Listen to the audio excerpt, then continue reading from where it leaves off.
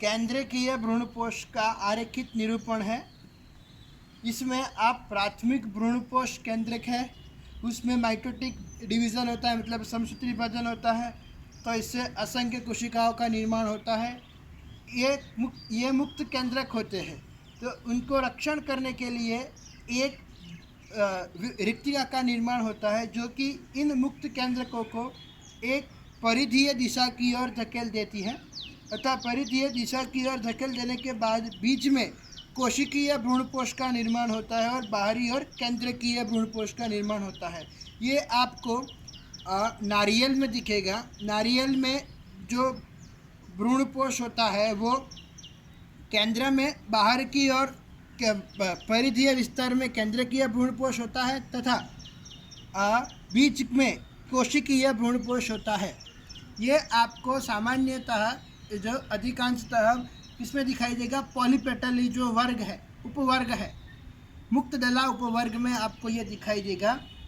तो कि जिसमें दलियाँ मुक्त होती है, ऐसा वर्ग जिसमें आपको ये बहुत आसानी से दिखाई देगा। इसके उदाहरण है कॉटन मतलब रुई, मक्का, कैप्सेला आदि। कैप्सेला एक राई जैसी वनस्पति सरसों जैसी वनस्पति होती है और उसी के कुल की वनस्पति है।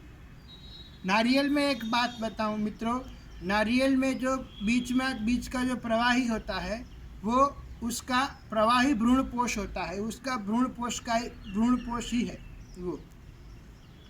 नारियल में उसके जो भ्रूण को पोषण देने वाली अंगिका होती है वो प्रवाही होती है। कोशिकीय भ्रूणपोष। एंडोस्पर्म विकास के कोशिकीय प्रकार में प्राथमिक एंडोस्पर्म केंद्रक के प्रथम केंद्रकीय विभाजन के तुरंत बाद भित्ति का निर्माण होता है। इस प्रथम विभाजन के परिणाम स्वरूप दो समान आकार के कक्षकों का निर्माण होता है। नियमित रूप से भित्ति निर्माण के बाद आगे विभाजन होते रहते हैं। इस प्रकार एंडोस्पर्म निर्माण गैमोपेटाली में सामान्य है। इस प्रकार का एंडोस्पर्म निर्माण गैमोपेटाली में सामान्य है। उदाहरण धतूरा और पिटूनिया।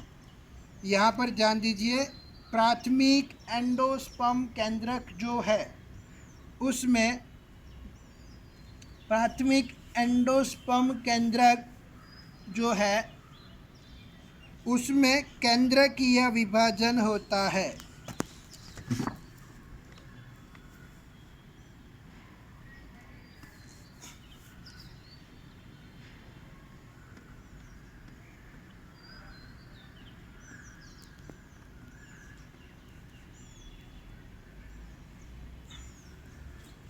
कोशिकीय भ्रूणपोष में क्या होगा कि प्राथमिक भ्रूणपोष जो केंद्रक है वो उसमें प्रथम केंद्रकीय विभाजन होता है। तो प्रथम केंद्रकीय विभाजन के तुरंत बाद भित्ति निर्माण की प्रक्रिया होती है। ये भित्ति निर्माण की प्रक्रिया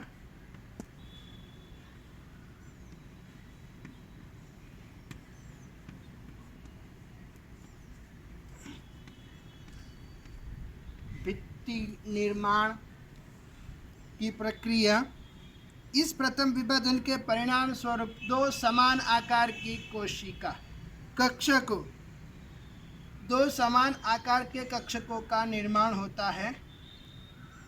इसमें ये एक पहला जो है वो चलाजा तथा दूसरा माइक्रोपाइल होता है। नियमित रूप से भित्ति निर्माण के बाद आगे विभाजन होते ही रहते हैं।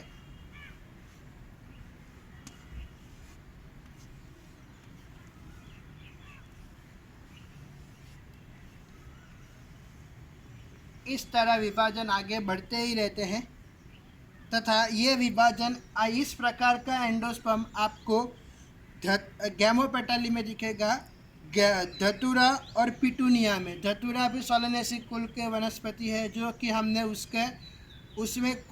उसका कुल हमने कर दिया है 11वीं के अंदर जो सफ़ेद फूल, जो पहला फूल था उसमें सफ़ेद फूल वाली जो वनस्पति थी वो धतूरा थी।